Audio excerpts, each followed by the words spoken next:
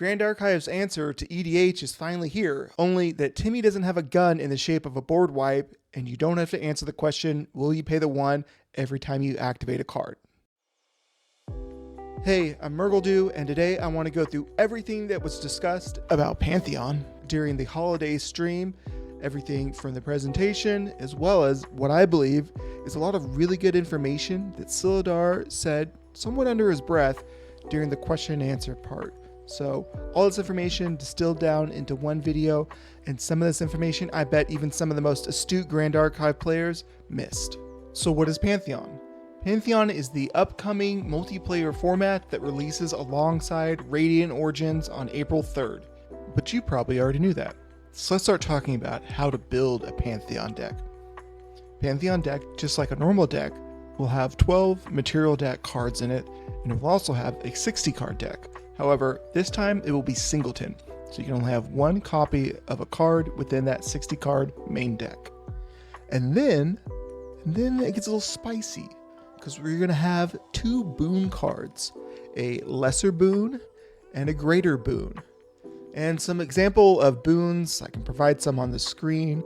Silidar also mentioned some examples of boons that we didn't see visuals for. So there's going to be some that will enable a different class for you or a different element. So quite cool, and should open up some really kind of interesting lines when it comes to how you're going to build your deck. I know I'm really interested about the idea of looking at assassin cards that I could maybe throw in with Arsana for like a cleric assassin deck. So this all probably sounds pretty expected right now. You're going to have your material deck just like you always will. You're going to have a 60 card deck like you always have, although this time it will be singleton. You're going to have these 2 new cards that will be boons. There's a lesser and a greater one.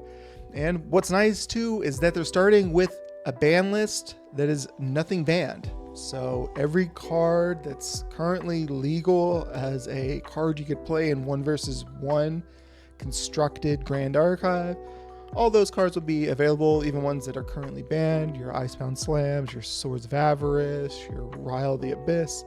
All these can be played within your Pantheon deck. And Silidar mentioned something kind of in passing during the stream, which was that their philosophy for banning cards is simply going to be, is the card fun to play with, fun to play against? If not, then that makes it a candidate for bans. And I think that sounds reasonable-ish. You know, we certainly want powerful cards in this format, and it is singleton. Grand Archive is also a game without a lot of cards that let you search your deck as well. So I think having a lot of powerful things as singles and decks should be okay. Now, what I do want to kind of talk about for at least a brief moment, the ban philosophy, is the card fun or not? It's subjective. What is fun for me is likely not going to be the same as what's fun for you. I really like playing Polaris, and I know plenty of people that hate playing against Polaris, and rightfully so. But that is different for me compared to you, and what you like to play against and play with compared to what I like to play with. So I could see this further down the road, maybe being something that needs to be defined a little bit more or expanded on. So what does this ban philosophy truly mean? What does fun truly mean? How are they determining that? We just don't know yet. But at least from the get-go, we're going to be able to play all the cards that have been printed for constructed. We're going to be able to play.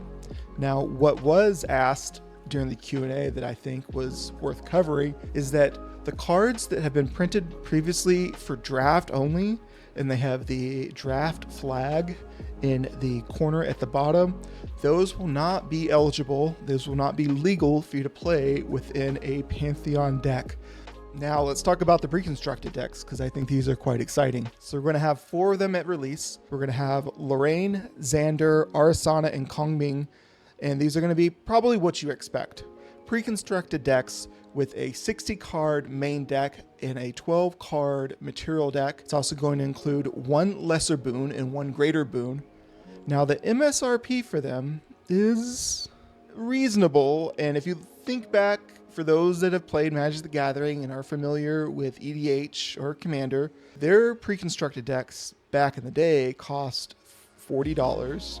Those have gone up, but you know, you're owned by a large corporation. That's just kind of where things go. But I guess I'm happy to say that at least for Grand Archive, these 4 pre-constructed decks, they're going to MSRP for $39.99, and that's US. Certainly not as cheap as something like a starter deck, but not as expensive as something like a Recollection deck. What is cool is that these 4 champions that are getting pre-constructed decks, they're all getting new art for their level 3 champion cards, and you will have the opportunity to pull them as a foil extended art. So not a CSR, but you do have the opportunity for some spice. And if you're somebody like me that doesn't intend on buying all 4, what is nice is that if you were to buy a case of pre-constructed decks that will contain 1 of each deck, so a case will have 4 decks, 1 of each. Now, what I'm really excited about when it comes to these pre-constructed decks is the reprints. Now, we don't know what these reprints are really. We were given at least 1 example, but there's going to be reprints of already existing cards that are played and constructed. However, reprints have the opportunity to have new artwork. And the example they used during the stream was Nascent Barrier. Nascent Barrier is a card that is very commonly played in Arasana decks. However, Nascent Barrier, the current iteration, uses art that isn't relevant to Arasana. So cards like this, these types of reprints, they're going to offer new art that features either the home world or a world that the champion is associated with. So those will be getting new reprints. I'm so excited about that, especially because I really want foil copies of Nascent Barrier, and I don't own them yet. Now, you won't be able to get foil copies of these new reprinted cards with new art that will be in these pre-constructed decks. However, I'll talk about this a little bit more in a minute. There will be event packs that will be available at Ascents that are event packs specifically for Pantheon. And these will be the packs where you can find these foil versions of these reprinted cards with new art. But I'm excited to see what the rest of these reprints are. I know there's a handful of cards from over the years that have kind of crept up in value, and you can't always just put every card into a set. Radiant Origins is a huge set, a lot of cards in it, but you can't put everything in it. So there's a chance here that maybe you're missing a copy or 2 of a particular card, and perhaps it's printed in one of these pre-constructed Pantheon decks. So even if Pantheon may not be your cup of tea, maybe there's an opportunity, there'll be some reprints in there that you'll find appealing.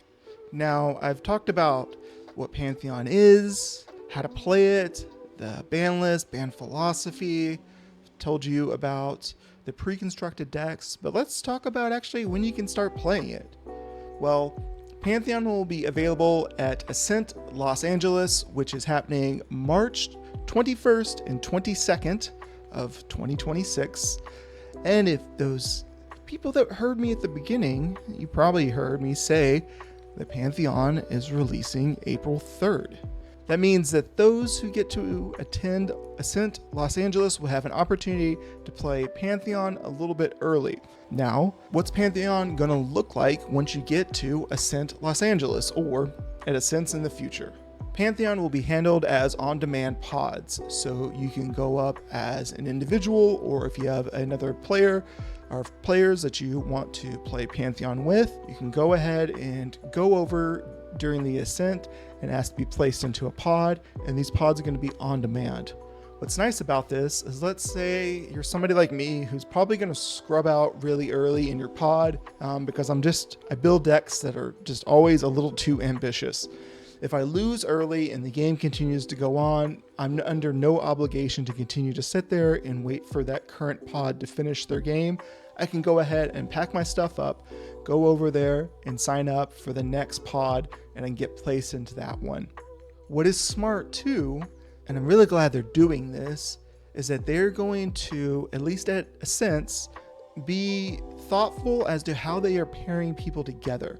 They're going to try their best to not have the same champion being played by multiple people in a single pod. So Arasana is a hugely popular character. I intend on playing Arasana whenever I go out to Ascents, and whenever I sign up for my Pantheon pod, If there's other people already in queue that are looking to play Arasana, I'll just have to wait until the next one shows up and I can get in and be that Arasana player, which is nice. It's cool that you're going to be able to sit down and not end up in a situation where you're having to play against 2, maybe 3 people also playing the same champion, and there'll be some variety, hopefully, every time you get to play. Now, something that was mentioned, but they didn't go into great detail in, is that there will be apparently special rewards for players that are commended by their peers. So if you are sitting at a pod and at the end of it, people speak highly of you and how it was to play with you, that it was fun, your deck was creative, etc., etc., there's going to be special rewards to incentivize that type of behavior. And this is because Pantheon ultimately is a very casual format. They don't want the prizing to be built around who wins and who loses. They don't want this to be incredibly spiky, and they want this to be available and appealing to a variety of audiences. Now, I think we can all assume that at some point there will be a competitive scene that breaks out for Pantheon, and perhaps that is treated differently, but at least upon release in the first run of this format, they're going to focus on incentivizing people to be friendly, casual, and just to have fun, which I think is cool to see. Now, for those who've stuck around, I have some information you probably missed. A few key points that Silidar said kind of under his breath throughout the Q&A that I think is really interesting. So thank you for bearing with me. First of all, Pantheon exclusive cards will be in Radiant Origins packs, and they will be in the place of the token slot. And Silidar made it clear that since it's in the token slot, this won't interfere with your uncommons, your rares, super rares, or ultra rares in your box. This won't have influence over those, so these Pantheon cards are tracked separately. Now for Omni decks, it will receive an update once Radiant Origin goes live on April 3rd, and it will add support for running Pantheon events. Now, you're probably thinking, okay, great, it's cool that they're going to add support for Pantheon. I know I'm certainly glad they are, but how are they tracking this? Well, the only way that Pantheon is going to influence your own OmniDex account is through Veteracy. So Veteracy points, or VP, that will be influenced as you play games of Pantheon that are being recorded through OmniDex, so it won't be influencing other metrics in the system. And he also talked a little bit about these Pantheon event packs. So for at least for the time being, Pantheon event packs will only be available at Ascents, so you'll want to go to those.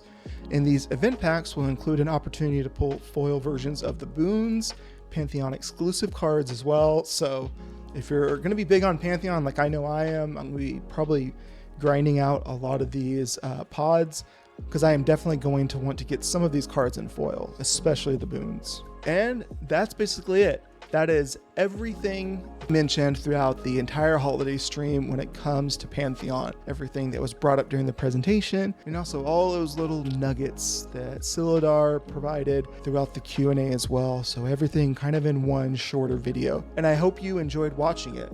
If you could do me a favor, I'd appreciate it if you could like and subscribe to my channel, as it does help me promote Grand Archive out to a larger audience. If you found this video useful and you think it may be useful to people that you want to play Pantheon with, feel free to share this video as well. And lastly, I want to give a thank you to Weebs of the Shore for including me during their holiday stream as well. I didn't do the best, and I apologize for not winning everybody a deck box, but myself, Red Zone Rogue, and Perfy did do our best, and it was a lot of fun to participate, so thank you for having me. And that's going to be it for me, and I'll see y'all in the next video. Peace.